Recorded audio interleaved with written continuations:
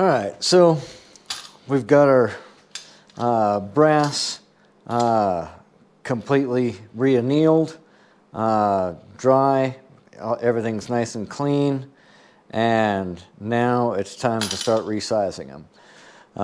First we need to lube them, and the way I do this, the way I like to do this the most, I make my own case lube out of ISO heat. I like this Dillon stuff too, but it's expensive, so I like their bottles. I just keep refilling their bottles.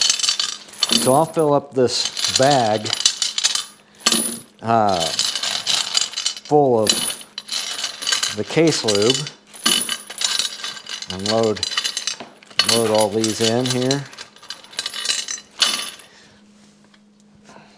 Try not to drop them on the floor.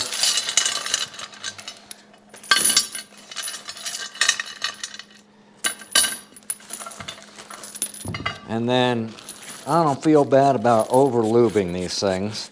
One little bit, mainly because when I make this stuff, I use 10 parts of this to 1 part of lanolin, and this ISO heat is just alcohol.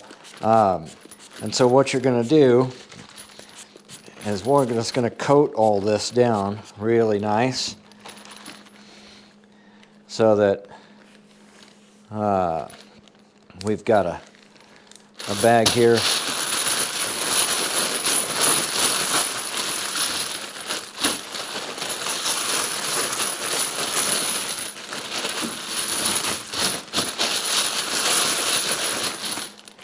So now everything in the bag is wet,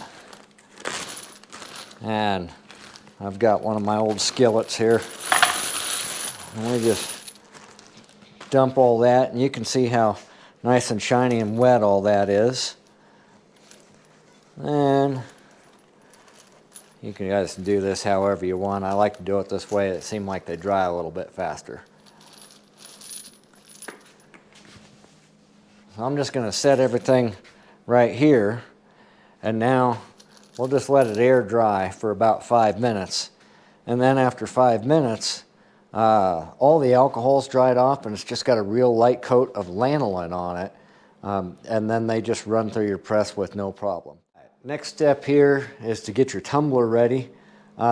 This is just, I just use walnut stuff. I get it from Harbor Freight. It's super cheap. Instead of buying the 1 or 2 pounders, you just buy a 5-gallon bucket, or they come in a box. And then I'll put about 2 caps of this in it, and I'll let it run with nothing in it for maybe about 5 minutes.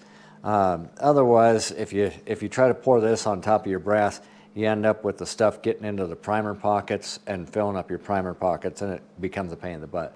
So let it run for about maybe 5 minutes. Here, I've still got a little bit of a wet chunk right up there. And then you'll be ready to start running stuff through. This is a bushing die. We have here a couple of bushings. And let me explain how this works. So we've got, this is a 308, and here's a 6.5 Creedmoor. I actually don't have any 308 loaded at this time. But so what you do is you take and you measure a loaded cartridge, and you can see we're at 2920. And so what we would do is we would subtract 2 off of that. So let's see, 292. So I would knock this down 2,000. So I would go down to 290 for my neck tension. Here on my 308, if I'm loading for a bolt gun, I'm going to use this. I don't know if you can see that or not. It is a 335 for my 30 caliber. But because I'm loading for a semi-auto this time, I'm going to add a little bit more neck tension. That way I don't have to crimp. And this one is at 332. So I'm squeezing quite a bit tighter. And doesn't matter how these go in. Actually, this one it does matter. These it doesn't matter. you can see there's a little bit of a tapered ridge there, so they go and drop right into your top of your die. And this thing goes in here. Gotta spin my collar back a little bit to where it snugs down, and then when it snugs down, I'm just going to back it off a quarter of a turn. That way it's got a little bit of room to move in there, and then if you put it up next to your ear, you ought to be able to hear it shaking in there, just so you've got a little bit of movement. First, we raise our ram all the way, and then we seat the die body against the ram, so there it won't screw in any farther. And then I can back this off, and now if I take one of my cases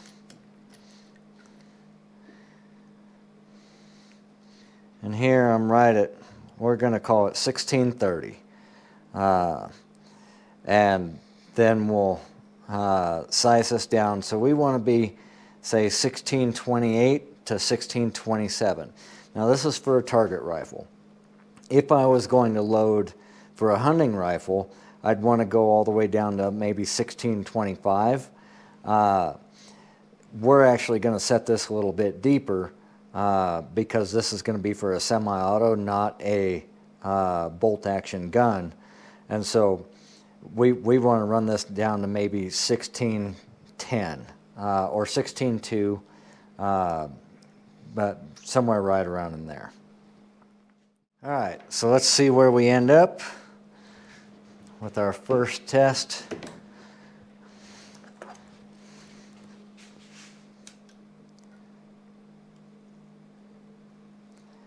We're 1620, oh man, 1623. So we went down, 1623. So we went down 7 thousandths. So what we can actually do is back this die up a little bit more for our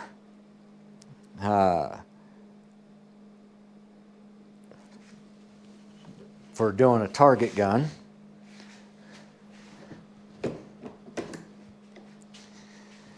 And what doing this is, so this is a full length die.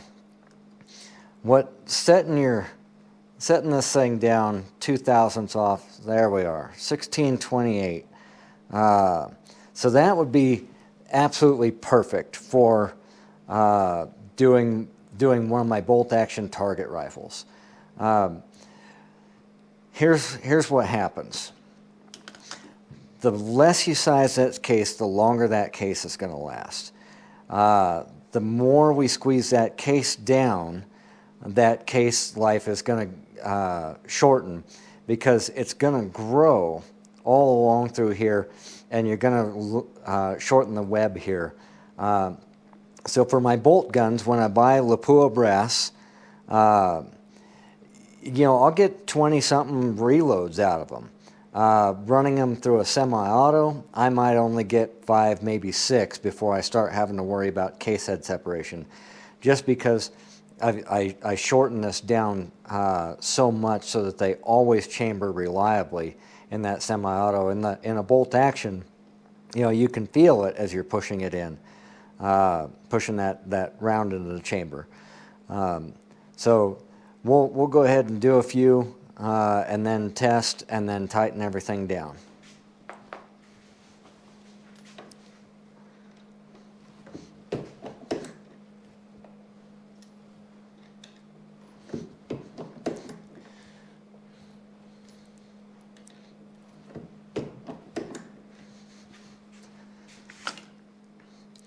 So we should be ending up right about the same each time. There's 1628 again.